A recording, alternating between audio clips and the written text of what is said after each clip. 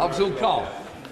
Mr. Speaker, seriously and agree to the definition.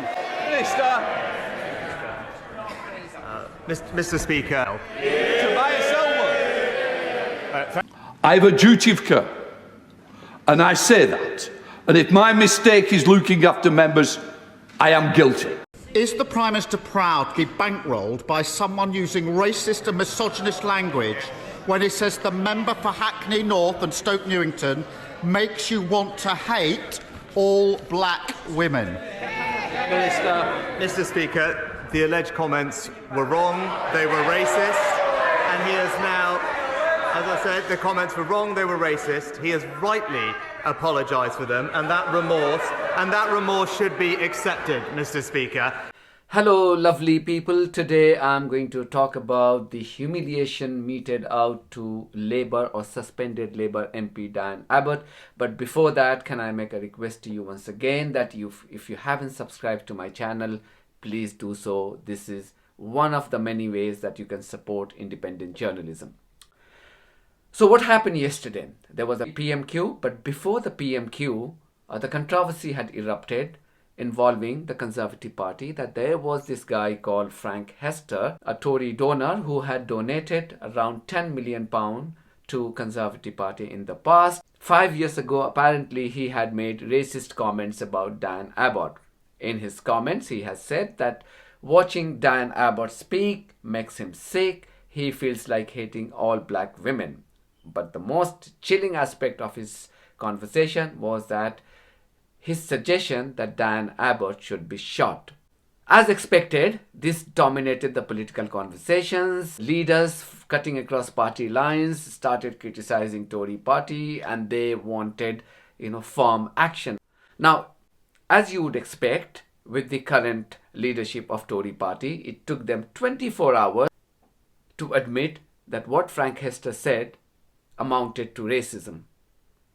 I mean, you had leaders after leaders appearing on TV channels and trying to play with words by saying, oh well, it was inappropriate, it was unacceptable, but not racism.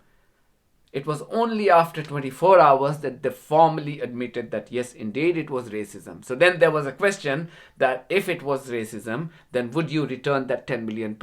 Is the Prime Minister proud to be bankrolled by someone using racist and misogynist language when he says the member for Hackney North and Stoke Newington makes you want to hate all black women? Mr. Speaker, the alleged comments were wrong, they were racist.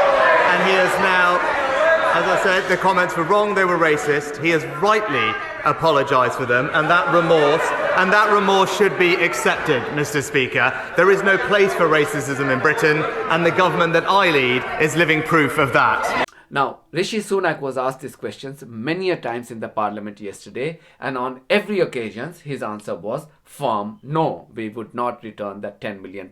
So it is racism finally, but we will not return that £10 million. That is a double standard. That is a hypocrisy of this current Tory regime and the same regime that is running the country.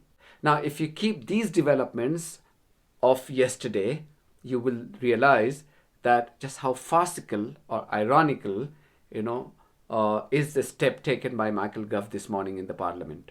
I mean, as you know, he has announced a new definition of extremism, bringing many organizations, from both far right and Muslim community. The question would arise that if you are really serious about tackling the incidents of extremism in this country, you would take care of the person that you do not want to, break your ties with.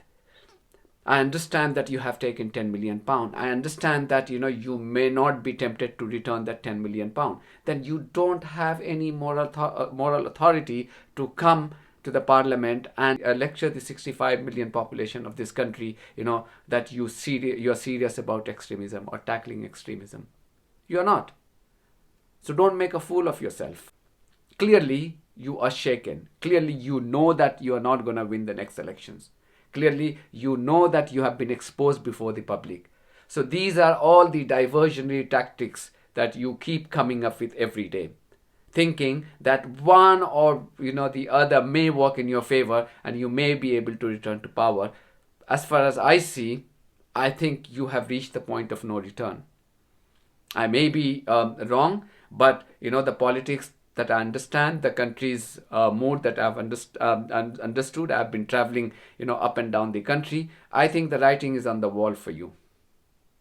And Sunak knows that, and his cronies know that. So therefore, these desperate measures. Another shameful development that took place yesterday in the parliament, and I say shameful with a sense of responsibility because, Diane Abbott wanted to speak.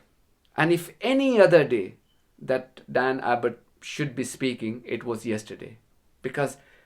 Not because she was dominating the political conversations, is because, she being one of the most prominent black faces of British politics, facing the death threat. I mean, how would you feel that somebody who the ruling party has been taking money from to the tune of £10 million has been advocating for her death?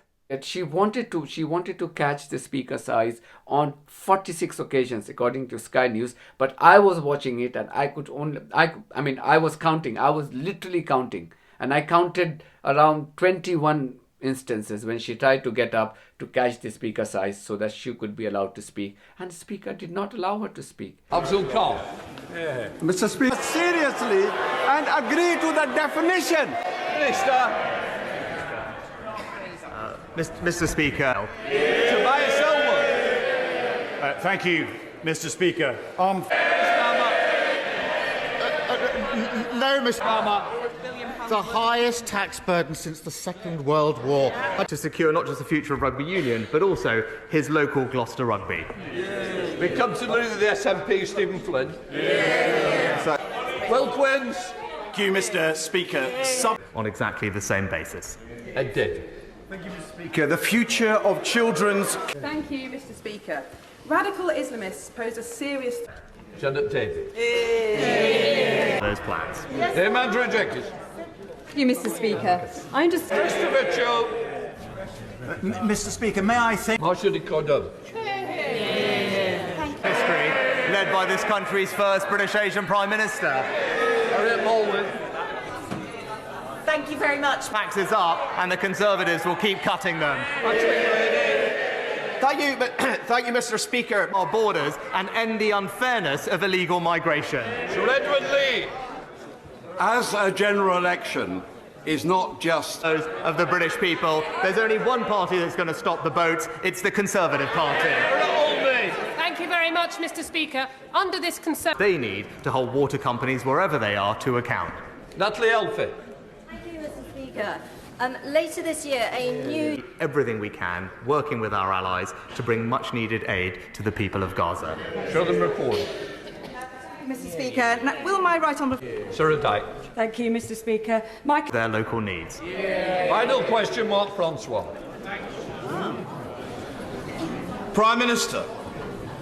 Now, mind you, this is the same Speaker, Lindsay Hoyle, who only 3 weeks ago was, trying to sort of take a moral high ground and say that why, he had decided to hijack the SNP's ceasefire motion on Gaza because he was concerned about the safety of his MPs.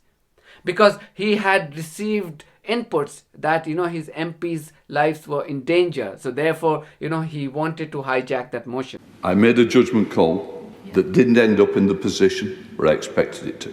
I regret it. I apologise to the SNP. Just bear with me for a moment. I apologise, and I apologise to the House. I made a mistake. We do make mistakes. I own up to mine. I would say that we can have an SO24 to get an immediate debate, because the debate is so important to this House. I will defend every member in this House. Every member matters to me in this House. And it has been said, both sides, I never, ever want to go through a situation where I pick up a phone to find a friend of whatever side has been murdered by terrorists. I also don't want another attack on this House. I was in the chair on that day. I have seen, I have witnessed.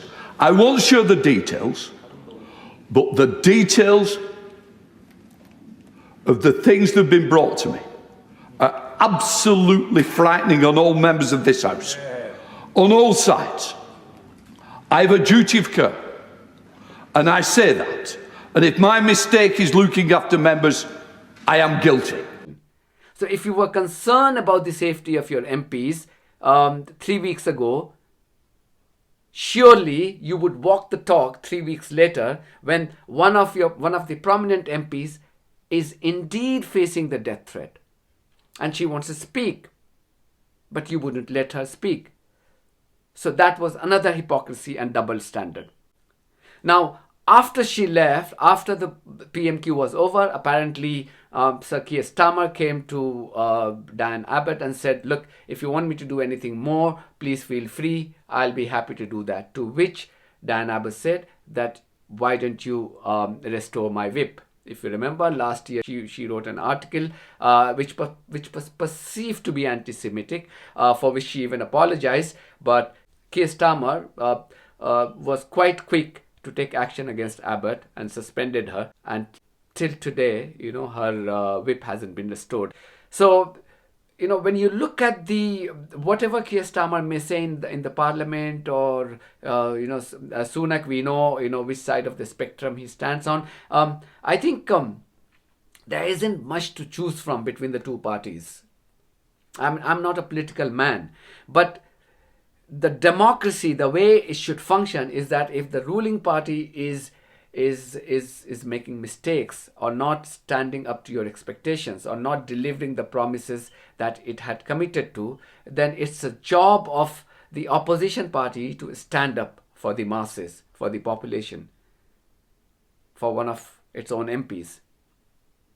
But what we are witnessing now in this country, unfortunately, on every major issue, from finance to economy to education to health sector, there isn't much to choose from. And as a citizen, you literally feel, being let down spectacularly. So it's a moment like this when, politicians like George Galloway makes plenty of sense. And people like George Galloway gives you a lot of hope. So when I said in my previous video that George Galloway has come as a breath of fresh air, this is what I mean. You come across new developments every day which reinforces that belief that these two established parties have wrecked the boat, have really ruined the country. And I think this is the time, we are in the election year, whenever Sunak announces election, I think it's incumbent upon you and I to vote intelligently. Because if we don't do that, the damage that is being caused to the foundation of this country, its impact will be felt for a long, long time.